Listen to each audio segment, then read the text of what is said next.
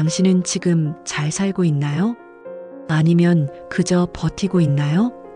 아침에 눈을 뜨면 핸드폰부터 확인합니다. 출근하자마자 커피 한 잔, 퇴근하면 피곤하다는 이유로 소파에 눕습니다. 그리고 하루가 그렇게 끝납니다. 내일부터 달라져야지. 하지만 내일이 와도 오늘을 반복합니다. 똑같은 하루가 또 흘러갑니다. 그러다 문득 거울 앞에 선 내 모습을 보며 생각하게 됩니다. 왜 나는 이렇게 살고 있지? 이건 자책이 아니라 자각에 가까운 감정입니다. 내가 내 삶을 조종하지 못하고 있는 듯한 낯선 감각. 누구나 한 번쯤은 느껴봤을 거예요. 사실 우리는 변화가 필요하다는 걸 알고 있습니다. 하지만 어디서부터 시작해야 할지 모를 뿐이죠. 그래서 매일 같은 다짐을 반복하고 같은 후회를 반복합니다. 습관의 힘을 쓴 찰스 두이그는 말합니다. 우리는 반복적으로 하는 행동의 총체다. 결국 우리가 누구인지 결정하는 건 우리의 의지가 아니라 습관이라는 말이죠.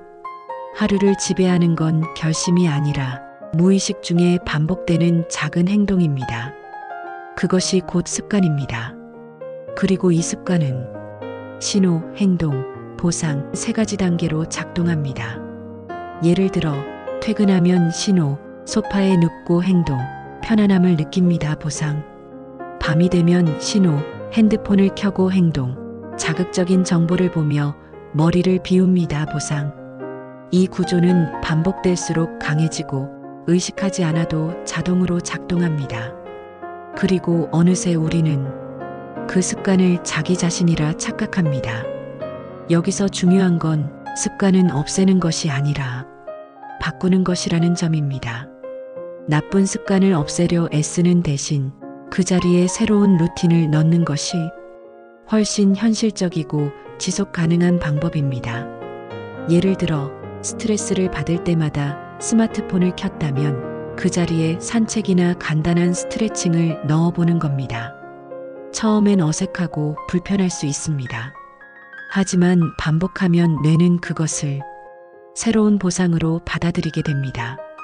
두이그는 또 이렇게 말합니다. 습관을 바꾸는 순간 정체성도 바뀐다.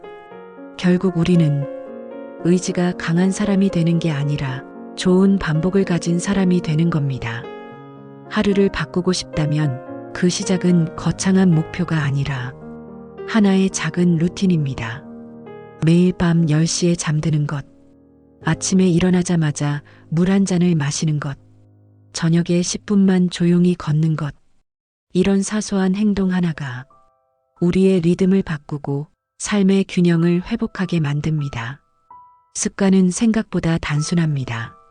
하지만 그 단순함이 가장 무서운 힘을 가지고 있습니다. 왜냐하면 우리는 하루를 살고 있다고 생각하지만 사실은 하루를 반복하고 있기 때문입니다. 그 반복이 나를 살리고 있는가? 혹은 나를 조금씩 무너뜨리고 있는가? 이 질문은 지금 당신이 어디에 서 있는지를 보여주는 거울입니다. 오늘 저는 여러분께 조용히 묻고 싶습니다. 지금 당신의 하루를 만드는 습관은 당신을 살리고 있나요?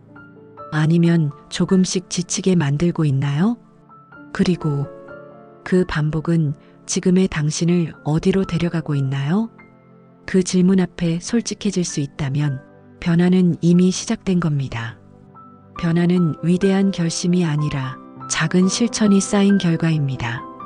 즉, 의지가 아닌 의도를 담은 반복이 당신의 삶을 다시 쓰는 겁니다. 오늘 밤 책을 한 장 펼쳐보세요. 아침에 물을 한 잔 마셔보세요. 엘리베이터 대신 계단을 올라보세요. 그 단순한 선택 하나가 내일의 당신을 지켜줄 겁니다.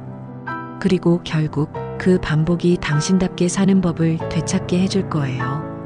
오늘도 당신의 하루가 조금 더 당신답길 바랍니다.